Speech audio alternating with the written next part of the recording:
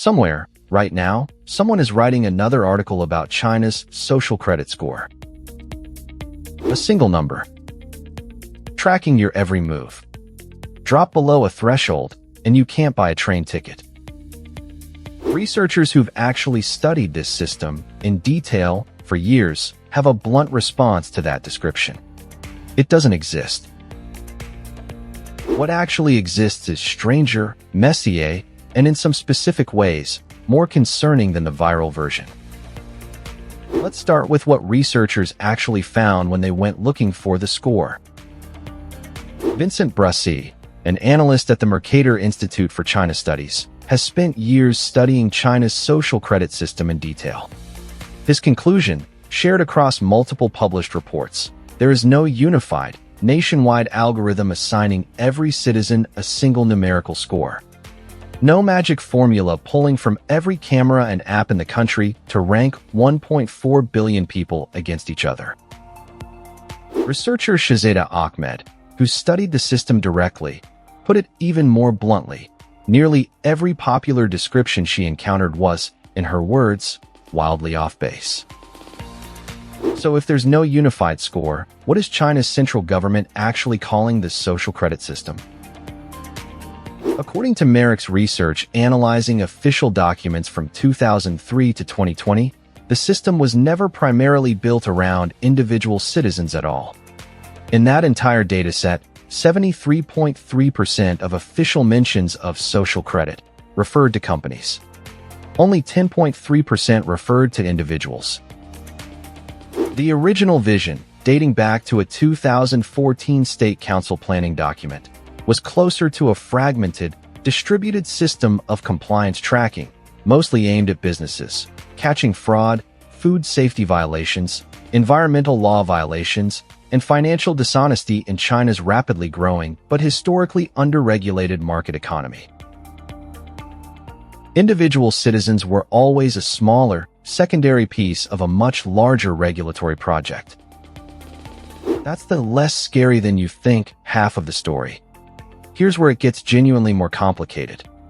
There are real blacklists, and they do carry real, documented consequences. The most significant is the judgment defaulters list, informally called the Laolai list, for people and companies who have been ordered by a court to pay a debt or fulfill a legal obligation and have simply refused to comply.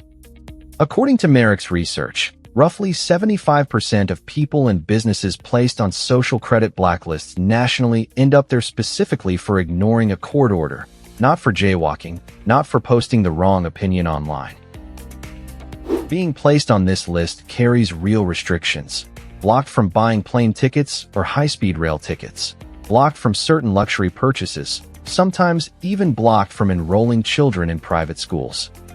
As of recent counts, an estimated 10 million individuals and companies combined have appeared on some version of these blacklists. That's real.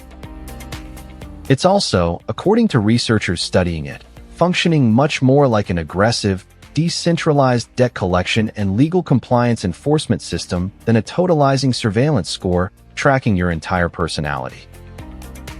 So where did the viral score that controls your whole life version of this story actually come from?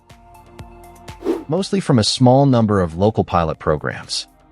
Starting around 2010, some individual Chinese cities, most famously Rongqing, experimented with point-based systems for residents, starting everyone at a baseline number of points, then adding or subtracting points for things like volunteering, traffic violations, or, in some of the more widely mocked examples, jaywalking or failing to visit aging parents often enough.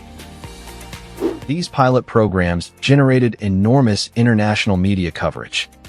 They were also, according to MERICS's 2021 research, never part of the original national plan, applied only in a small number of specific cities, largely voluntary or limited in actual enforcement power, and many have since been discontinued or scaled back entirely. The single most viral image of China's social credit system, the personal point score, was a real but localized experiment, not a description of a functioning nationwide system. So if it's this fragmented, and this focused on business compliance and court-ordered debt enforcement, Why do researchers still describe part of this as genuinely concerning? Because fragmentation itself creates its own specific problem. According to MERICS' own analysis, unclear central goals give local governments significant discretion to implement blacklist criteria in what researchers describe as creative or self-serving ways. A violation that carries serious consequences in one city might mean nothing in the next.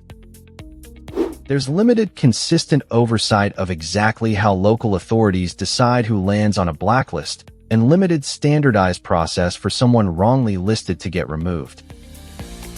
That's a different kind of concerning than an algorithm controls your life. It's closer to an opaque, inconsistently enforced system with real consequences and limited accountability for how any specific decision actually got made, layered directly on top of China's existing legal and surveillance infrastructure, which includes extensive camera networks and internet monitoring entirely separate from the credit system itself. And there's one more recent, genuinely significant data point worth knowing.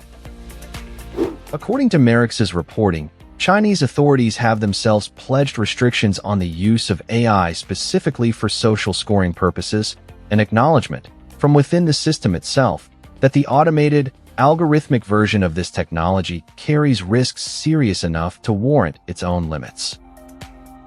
The real story here isn't China assigns every citizen a Black Mirror score. Researchers who've actually studied the system agree that version simply isn't accurate. The real story is a sprawling, inconsistent, mostly business-focused compliance and enforcement system, genuinely opaque in parts, genuinely consequential for people it does target, but nowhere near the unified algorithmic dystopia that's become the internet's shorthand for it. Sometimes the less cinematic version of a story is also the more useful one to actually understand. If this changes how you'd fact-check the next viral claim about this topic, that's exactly the right reaction to have. Subscribe for more deep dives correcting the myths that spread faster than the actual research behind them. And tell me in the comments, had you heard the unified score version of this story before today?